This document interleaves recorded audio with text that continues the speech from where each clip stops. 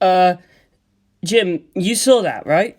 I asked, still peering through the viewfinder at the propellers. He didn't answer.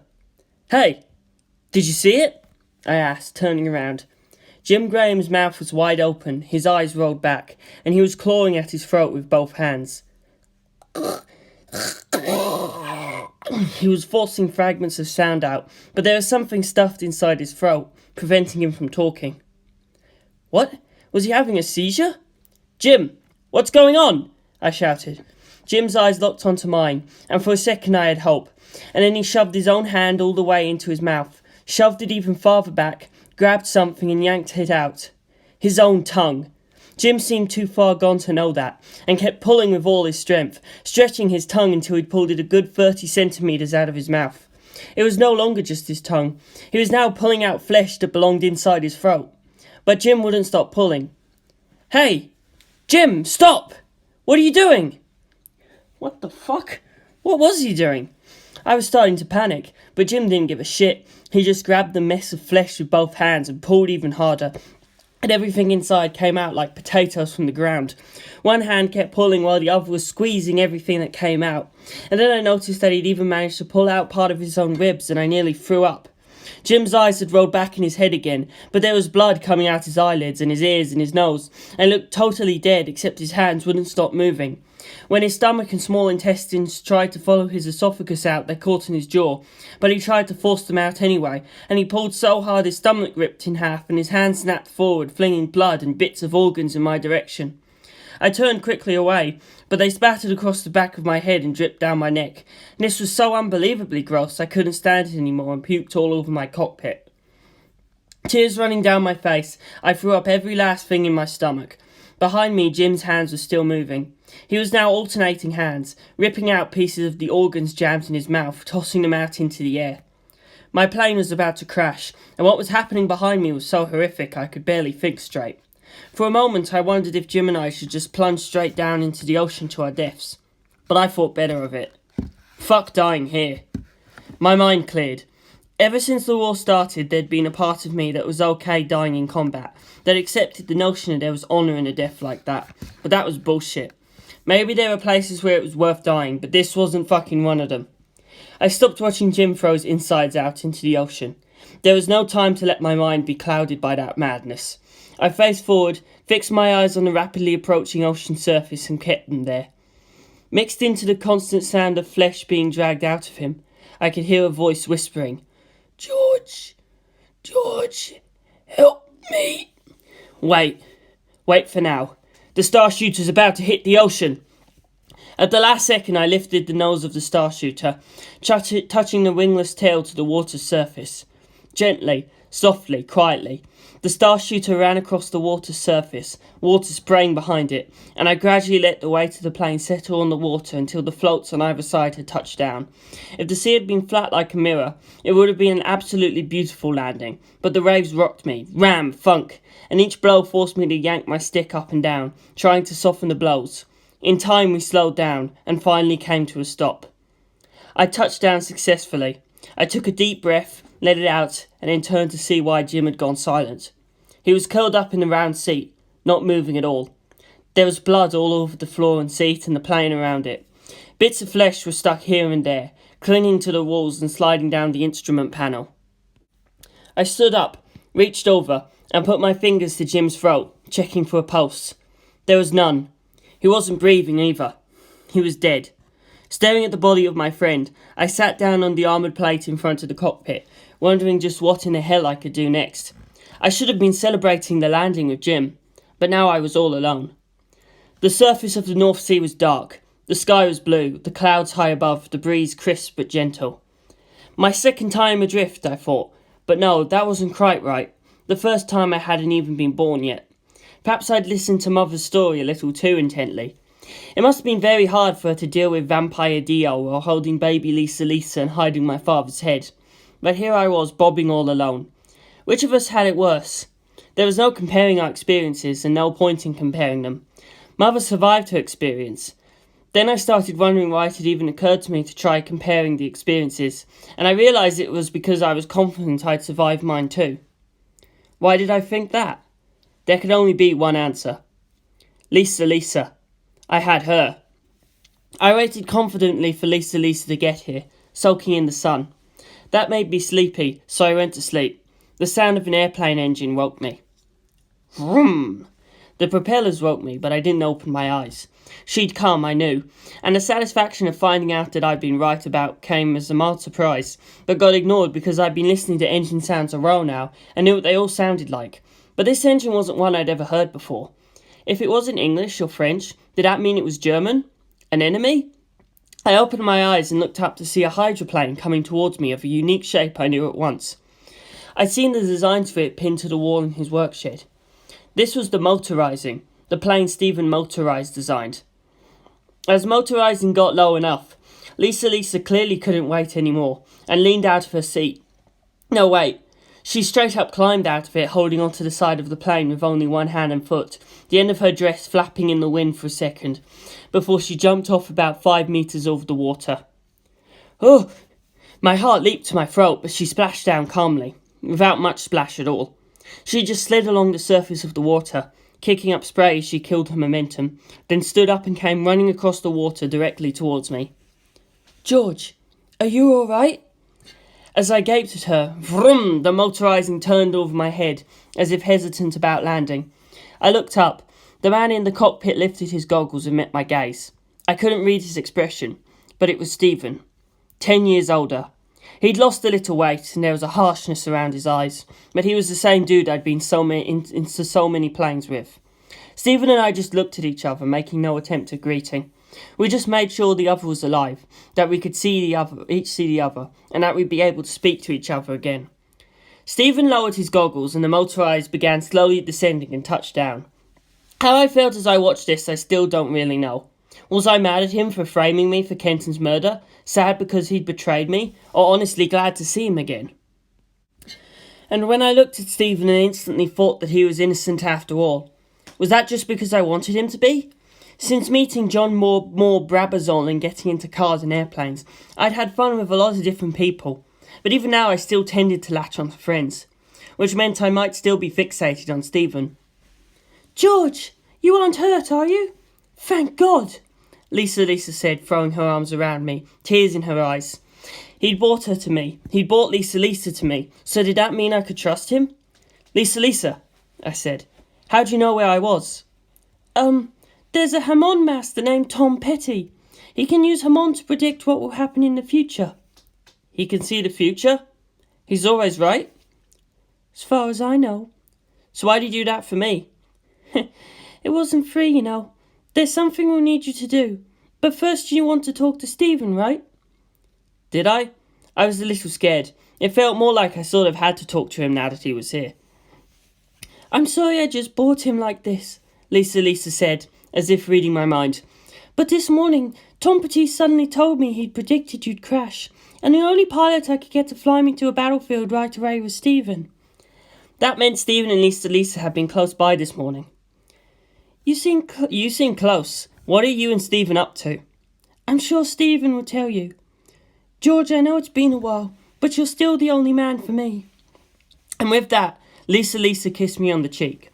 A gentle kiss, without any Hamon, and it occurred to me we hadn't kissed on the lips since that temple underground in Rome, and maybe it was time we started being more grown up. And then I got really carried away, but part of me was also going, With Lisa? Really? But this was no time to get lost in that mess again. The sound of those propellers was slowing down as Stephen taxied the motorizing over to us. What should I say? Was it even my job to speak first here? Stephen was the one who'd killed Kenton and framed me for it and gone into hiding. In the end, he spoke first. Been a while, George. Sorry I couldn't get in touch with you. After you got arrested, I started chasing the real killer, trying to prove you were innocent. Then 3 years later, I was a suspect, and the police were looking for me, so I couldn't go back to England. My father also suggested that if I were arrested, they'd force a guilty verdict, so they could hand me over to the military and do experiments on me. But let me make one thing absolutely clear here, George. I did not kill Kenton. She was killed by a Spanish-speaking midget with no eyes. I had no idea what to say. He kept talking. Kenton had been telling me about him for months before he killed her, She said when she flew while the clouds were dark or it was raining, a monster would show up. She said it would laugh at her, say things that she thought might be in Spanish and do things to her or the plane. But I never caught a glimpse of it, no matter how closely I watched. She swore it had shown up right in front of me. The cloth on the glider tore, screws or nuts or the wings came loose. Sometimes there were scratches on her body, and it was obvious something was going on while she was flying. But neither of us took it all that seriously. I think these wings of mine made us used to weird shit like that. Weird shit? Jesus, what this thing had done went way beyond weird shit. I remember trying to repair Motorizing 5 after pulling that out of the water at the bottom of those cliffs. I found 2 sets of 4 claw marks, the day before Kenton died. I'd totally forgotten about that. Stephen went on. But one day, Kenton picked the words Jorge Joestar out of the monster's Spanish muttering.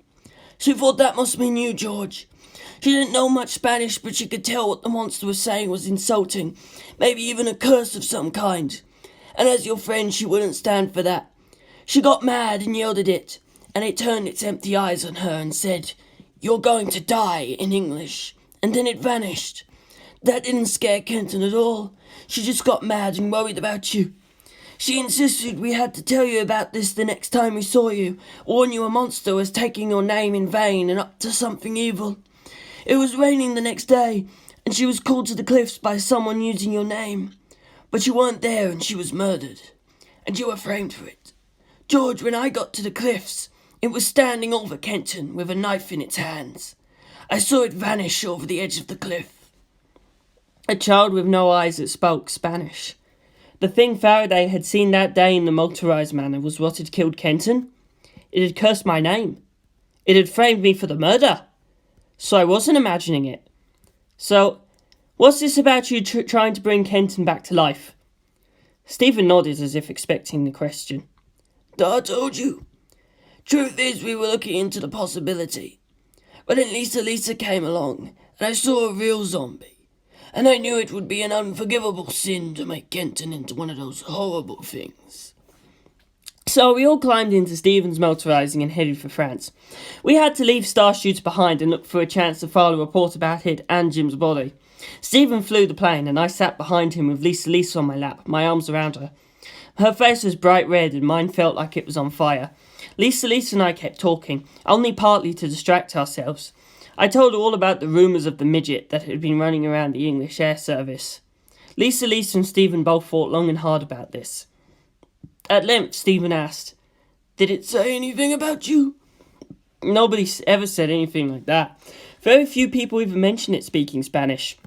It always just shows up out of nowhere while they're flying, breaks something and then vanishes. Sometimes it speaks Spanish, sometimes it doesn't. The height varies from gnome-like 50 centimetres to the normal child-sized one I saw.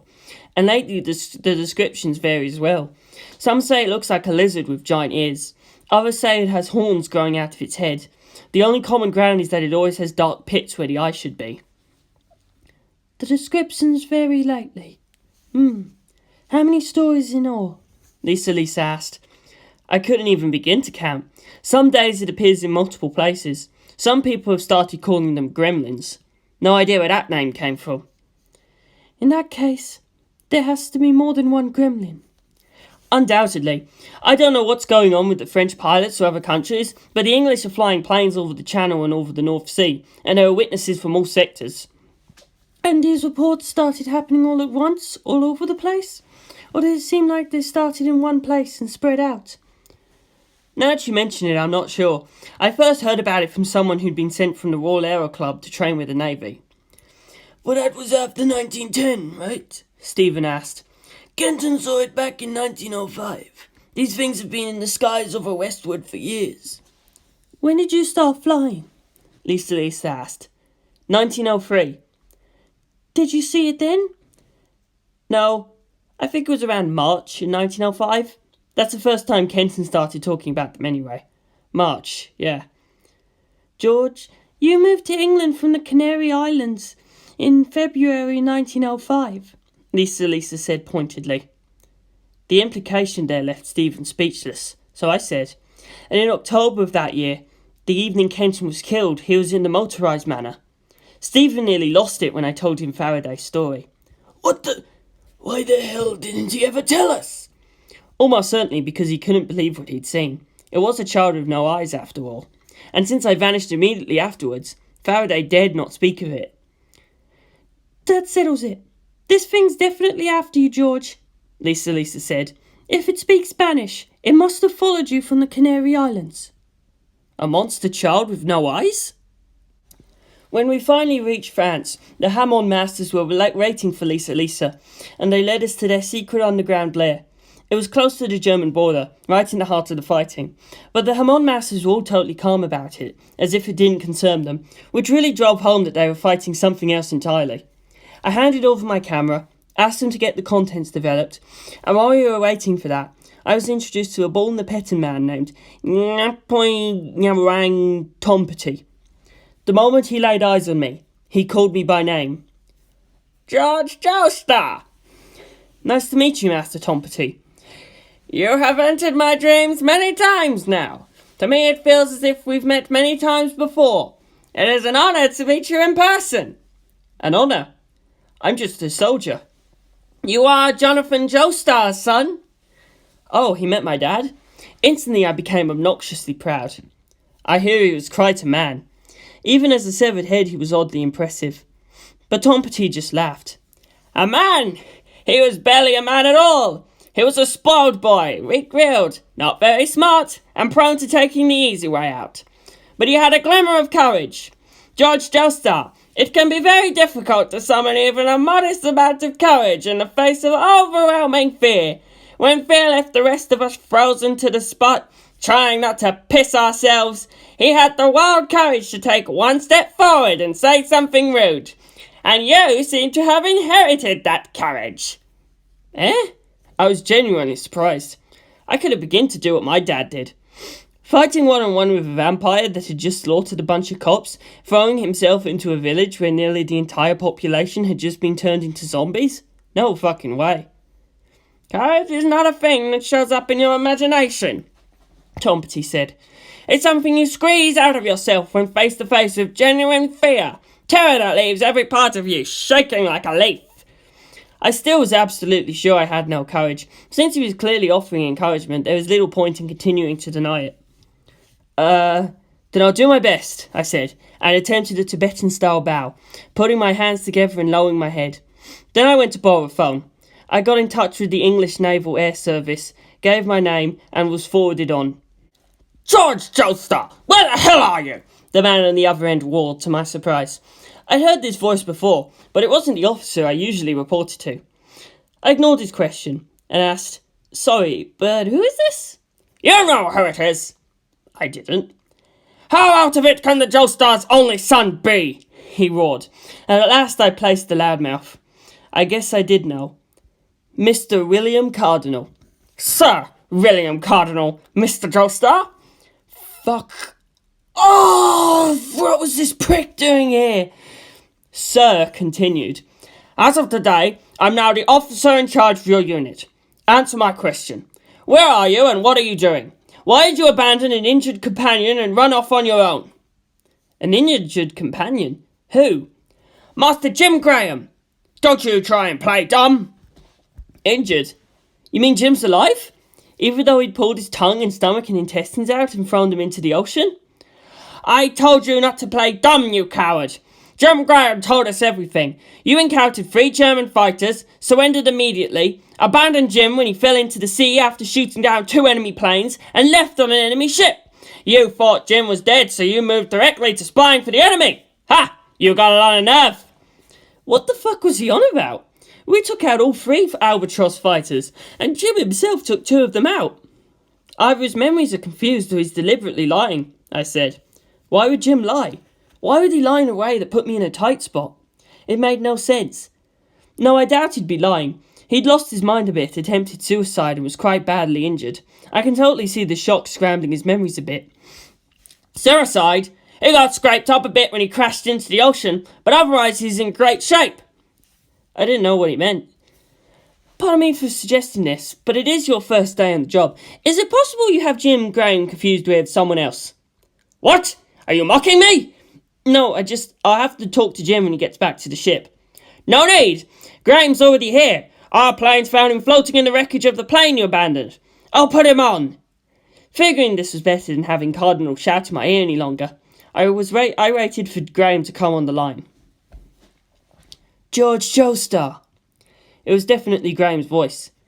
Jim, you alive? No thanks to you. How could you leave me for dead? What? Jim, what's going on? Shut up!